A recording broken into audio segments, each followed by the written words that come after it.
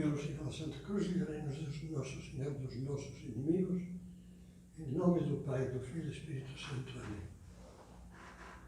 Meu Senhor e meu Deus, creio firmemente que estás aqui, que me vês, que me ouves. Adoro-te com profunda reverência. Peço-te perdão dos meus pecados e graça para fazer com fruto este tempo de oração. Minha Mãe Imaculada, São José, meu Pai e Senhor, meu anjo da guarda, intercedei por mim.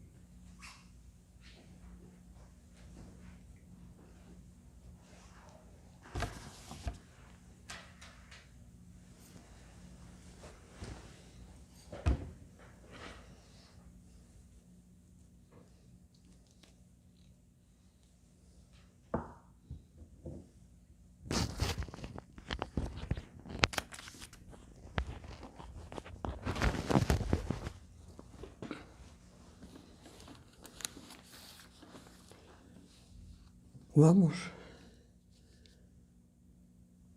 continuar a nossa meditação sobre alguns encontros de Cristo com mulheres comuns. 3 vezes os evangelhos nos falam dos encontros de Jesus com Marta, Maria e Lázaro. Uma família amiga que tinha um lar em Betânia, a 3 quilômetros de distância de Jerusalém. Os 3 relatos sobre o encontro de Jesus com esta família não significam as únicas vezes que Cristo esteve lá com eles, porque sabemos pelo próprio Evangelho que esteve dezenas de vezes. Quando ia a Jerusalém, normalmente, junto com os apóstolos, alguns pelo menos, se dirigia a pé a Betânia e lá passava a noite. E vamos meditar agora, fazendo oração intimamente, pensando em nós, não só teorizando. Vamos meditar o primeiro encontro que é descrito no Evangelho. Estava Jesus em viagem, lógico, Jesus morava na Galileia, não na Judeia. E Betânia estava ao lado da capital da Judeia, Jerusalém. Estando em viagem, entrou numa aldeia. E certa mulher chamada Marta, é a primeira vez que se refere a esta família, recebeu em sua casa. Está claro pelo Evangelho que Marta fazia de dona de casa. Maria era de menos idade que ela, e Lázaro devia ser bem jovem. E os pais provavelmente já, Deus os tinha chamado deste mundo. Sua irmã de Marta, chamada Maria, ficou sentada aos pés do Senhor, escutando-lhe a palavra. Nós podemos imaginar esta moça, todos sentados perto uns dos outros, olhando fixamente para Jesus, talvez sentada no chão, ou numa almofada no chão, e olhando e bebendo as palavras de Jesus. Marta estava ocupada pelo muito serviço, porque tinha que preparar alimento para a família dela, esses 3 irmãos, para Jesus e talvez para um bom grupo de apóstolos que acompanhavam Nosso Senhor. E Marta andava atarefada e perdeu a paciência. Parando por fim, disse: Senhor, a ti não te importa que minha irmã me deixe assim sozinha com todo o serviço? Tinham tanta confiança em Jesus que até podia reclamar. É muito típico de uma dona de casa reclamar, aliás. E Jesus a escuta e ela lhe diz a ela que me ajude. E que respondeu Nosso Senhor? Marta, Marta, tu te inquietas e te agitas por muitas coisas. No entanto, uma só coisa é necessária. Maria escolheu a melhor parte que não lhe será tirada. Estas palavras de Jesus, ao longo dos séculos, geraram bastantes interpretações incorretas. Como se Marta e Maria fossem duas personalidades contrapostas. Marta significaria o ativismo, a pessoa que vive no mundo, que cuida do lar, que vai fazer compras, que volta, que tal. E Maria, a contemplativa, que estava atenta às palavras de Nosso Senhor, contemplando no silêncio, ela em silêncio, meditando. E a partir dessa interpretação, se chegou a umas conclusões erradas. Já havia isto São Francisco de Sales, faz muitos séculos. A conclusão errada é que a plenitude da vida cristã era própria dos que tinham toda a vida voltada para Deus, dedicada a Deus, a nada do mundo. Toda a vida dedicada a Deus, num convento, num mosteiro ou no sacerdócio. E depois estavam os que tinham a vida no mundo em que seria muito difícil se santificar, e então o que se pedia aos que estavam no mundo era que cumprissem os mandamentos, que se confessassem, que fossem à missa, e como se fossem cristãos de segunda categoria.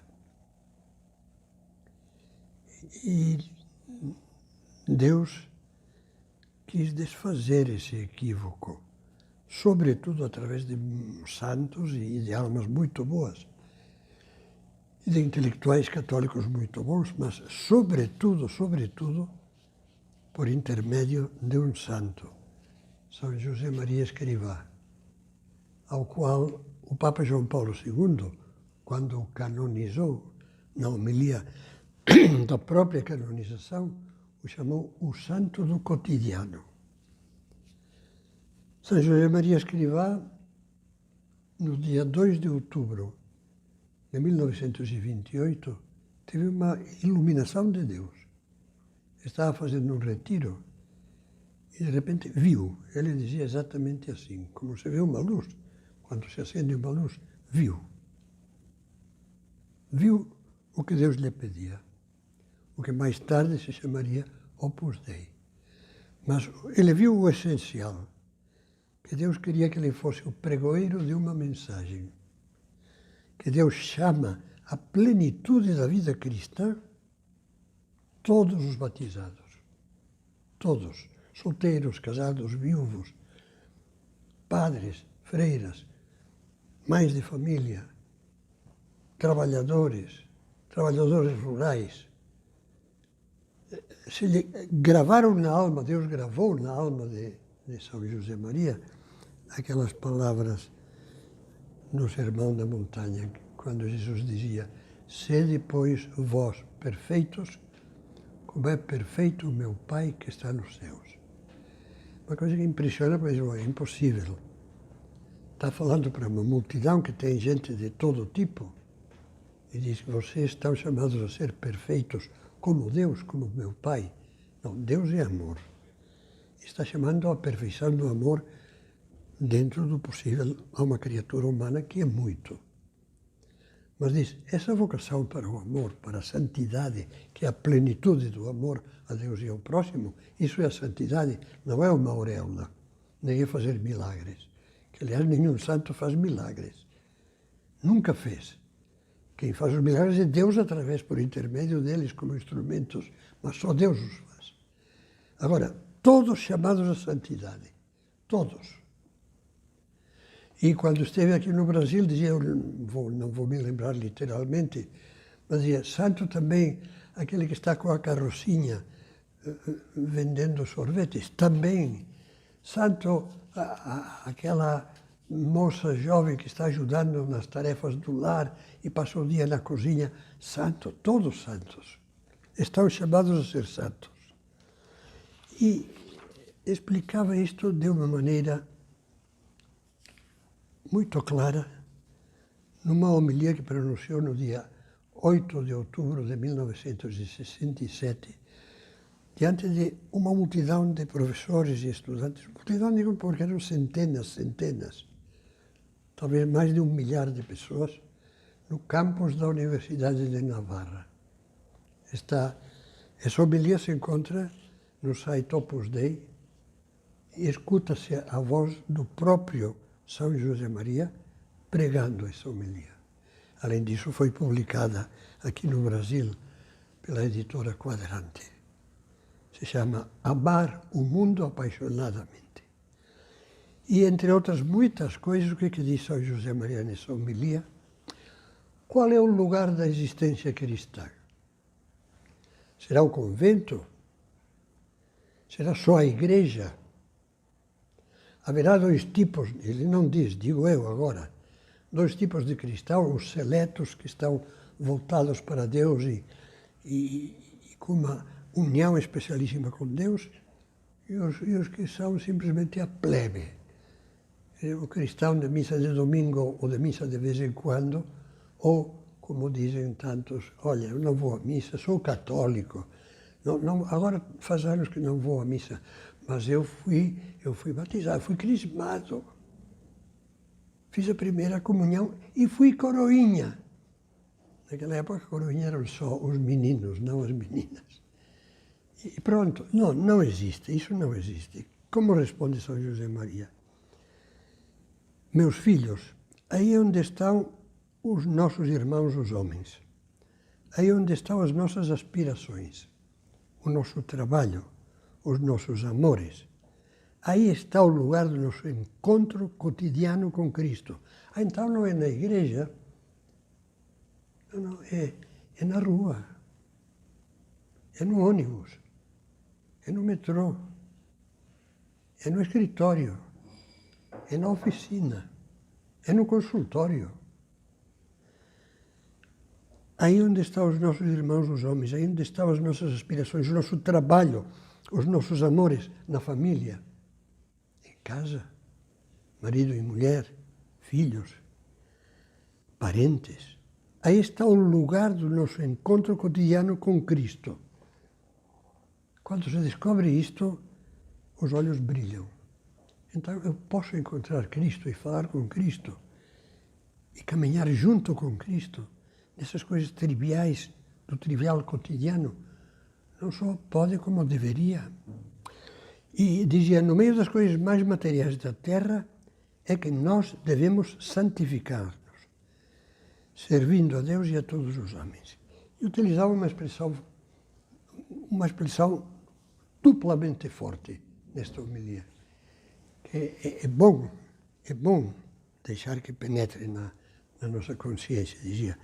Falando daqueles começos do Opus Dei, dizia, eu costumava dizer àqueles universitários e àqueles operários que me procuravam lá pela década de 30, 1930, que tinham de saber materializar a vida espiritual.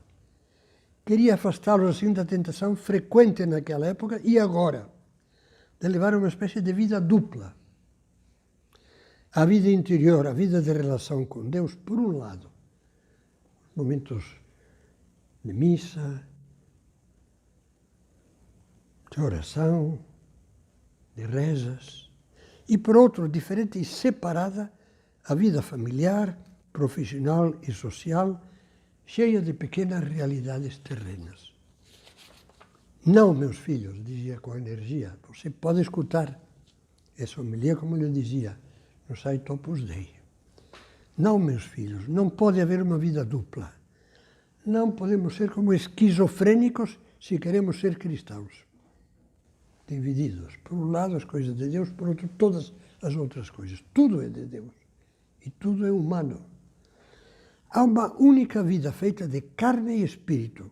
E essa é que tem de ser na alma e no corpo, santa e plena de Deus. Desse Deus invisível que nós encontramos nas coisas mais visíveis e materiais. É muito bonito escutar o que nos fala aqui São José Maria. Ele sempre dizia, o mundo é bom. O mundo é uma criatura de Deus. O que o torna mau são os nossos pecados, que deturpam as coisas do mundo. E então se fala do mundo inimigo da alma neste sentido. O mundo em que o pecado é inimigo da alma. O mundo é bom. Nele se pode ser santo. Dizia São José Maria, usando uma expressão italiana, porque morou até a morte muitos anos em Roma, nel bel mezzo della strada, bem no meio da estrada, da rua. O trabalho, contrariamente ao que dizem os que não sabem ler a Bíblia, não é um castigo. O castigo foi a dor do trabalho. O trabalho, Deus já mandou aos nossos primeiros pais: cultivai a terra, cuidai do paraíso. Trabalhar.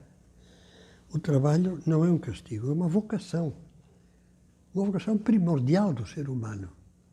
A primeira vocação que Deus deu ao ser humano é a do trabalho e a da família. Os pôs no paraíso para que o cultivassem e cuidassem disso. E depois,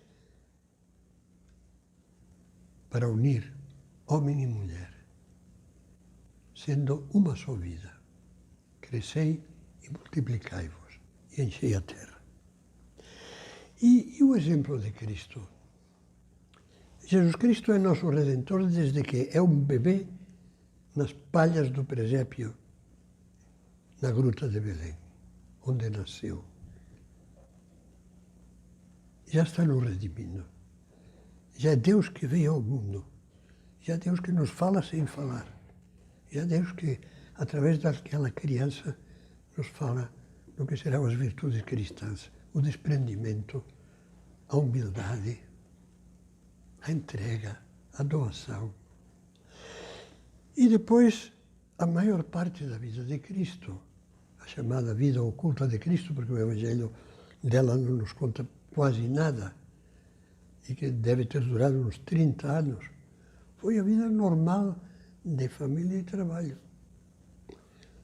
Como era conhecido Jesus? Como o denominavam as pessoas que o conheciam e que estranhavam os milagres que ele começou a fazer depois dos 30 anos, talvez depois dos 30 e tal? Não este o filho de Maria? O conheciam pela família. Não este o carpinteiro, o artesão, melhor dizendo, o filho do carpinteiro? Conheciam pela família e o trabalho. E Deus divinizou a família e divinizou o trabalho. E fez da família e do trabalho vocações, caminho de santidade. Antigamente se dizia, esta pessoa tem vocação. E todo mundo subentendia, bom, então vai para o convento, então vai para o seminário, porque, claro, tem vocação, chamada de Deus. Não, você tem vocação, você, todos temos vocação. Todos os seres humanos, especialmente os cristãos, depois do batismo que nos une a Cristo, todos somos chamados por Cristo, temos vocação. E a nossa vocação discorre por muitos caminhos. Todos os caminhos honestos da terra, todos aqueles que não sejam ofensivos para Deus, são caminhos de santidade. O vendedor ambulante, o varredor de rua. Quando São José Maria ia visitar a Universidade de Navarra, ele mesmo contava, da qual era fundador, foi o fundador e o grão chanceler. Ele dizia, se alguém me pergunta o que é mais importante nesta universidade, eu diria, pode ser o reitor magnífico, e brincava com essa palavra de magnífico, ou a última faxineira. O mais importante para esta universidade é aquele que trabalha com mais amor de Deus e dos homens e se santifica no seu trabalho. Se a faxineira trabalha com mais amor, faz o seu trabalho diário, varre, limpa, com mais amor que o reitor, é muito mais importante aos olhos de Deus essa mulher que aquele homem culto, importante, etc. Portanto, é abrir uma perspectiva para a santidade dos leigos, que agora que o Concílio Vaticano II pôs em destaque, nos anos 60, do século passado, que o Papa João Paulo II trabalhou muito sobre este ideal. Tem um documento sobre os fiéis leigos da Igreja, chamado Santidade, e o Papa Francisco publicou recentemente uma carta apostólica em que fala da chamada santidade de todos os cristãos. Dizia, está chamada santidade àquela velhinha que está quase sem poder trabalhar, mas que passa o dia rezando o terço, mas também está chamada santidade àquela adolescente que sai na rua e que vai para a escola e que vai para o cinema e também está. Pode haver um santo na porta do lado, dizia. Aí ao lado, na porta do lado, pode haver um santo, depende, aquela pessoa que vive mais unida a Deus. São José Maria comentava umas palavras da Bíblia, do livro da sabedoria, que dizem: o coração do insensato é como um vaso quebrado. Um vaso quebrado é um monte de cacos. Quando está unido, quando não se quebrou, pode ser artístico, um vaso desencavado nos trabalhos arqueológicos da civilização grega, latina, um vaso atual, fino, é uma beleza, mas reduzido a um monte de cacos não tem sentido. Infelizmente, muitos cristãos são um monte de cacos. Não tem uma vida unida por um ideal. Encontram Deus quando vão à igreja ou quando rezam.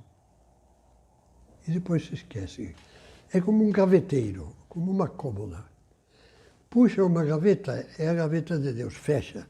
Normalmente é uma das pequenas. Depois puxa outra gaveta enorme, é a do trabalho profissional, tal. Puxa outra, é a do esporte, das distrações, do descanso. Puxa outra, e Deus está fechado, fica trancado na gavetinha. Isso é uma barbaridade.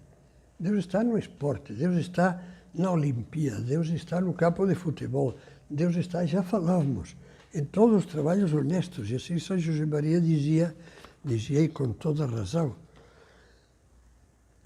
tenho ensinado constantemente, com palavras da Escritura, qualquer modo de evasão das honestas realidades diárias, quer dizer, de não levar a sério, pensando em Deus, querendo oferecer a Deus, é coisa oposta à vontade de Deus.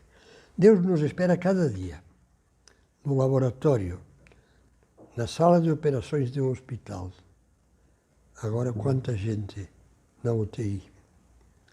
No quartel, na cátedra universitária, na fábrica, na oficina, no campo, no seio do lar e em todo o imenso panorama do trabalho. Não esqueçam nunca, dizia, há algo de santo, de divino escondido nas situações mais comuns, algo que a cada um de nós compete descobrir. Eu lembro muitas vezes do que me aconteceu quando estava em Roma com São José Maria, que uma vez ele me pediu para acompanhá-lo, porque nos tinha dado a um grupo de alunos que estávamos nos preparando lá para o sacerdócio, tinha-nos deixado, encomendado uns escritos, ver, redigir e rever uns escritos. E estávamos indo para o lugar onde estava a pessoa redigindo.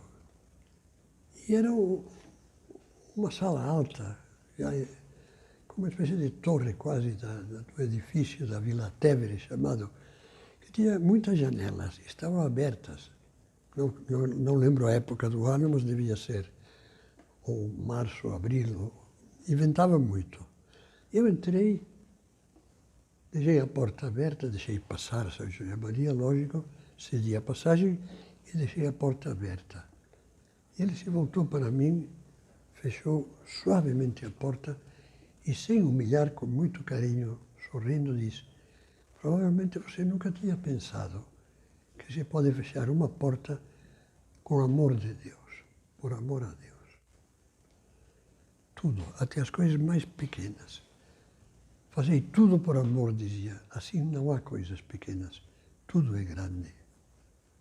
Os trabalhos, as tarefas do lar, os pequenos serviços do dia a dia, vivendo com um pensamento frequente em Deus. Meu Deus, me ajuda a trabalhar bem, me ajuda a cumprir esse ofício muito bem.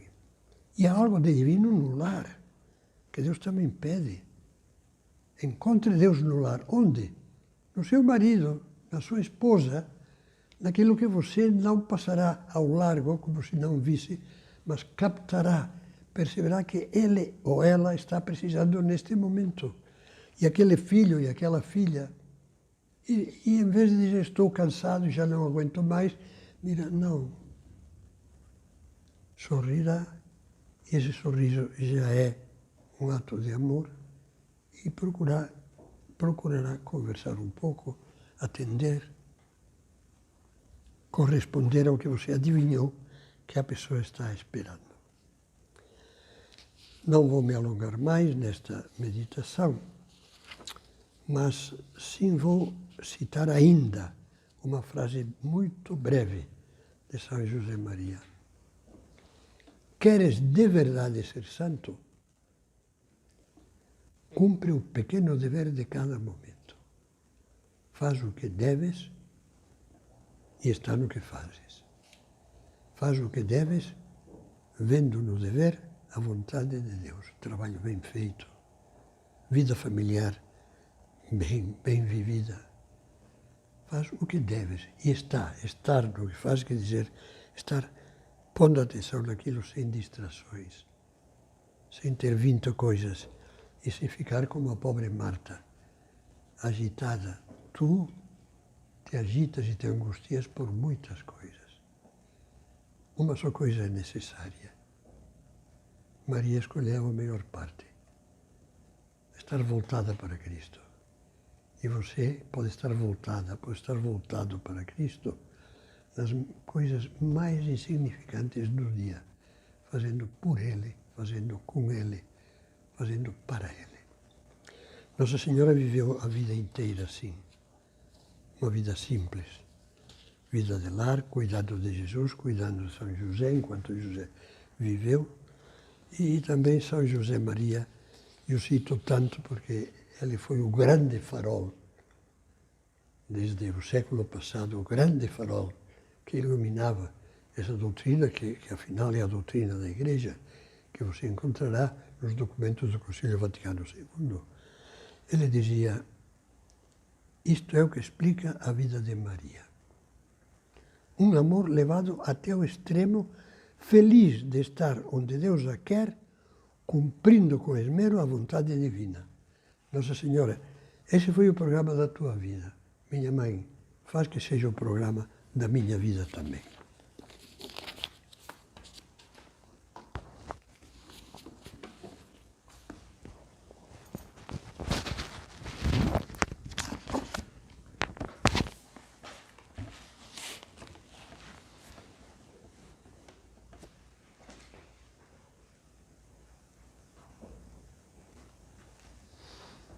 Dou-te graças, meu Deus, pelos bons propósitos, afetos e inspirações que me comunicaste nesta meditação. Peço-te ajuda para os pôr em prática. Minha Mãe Imaculada, São José, meu Pai e Senhor, meu anjo da guarda, intercedei por mim.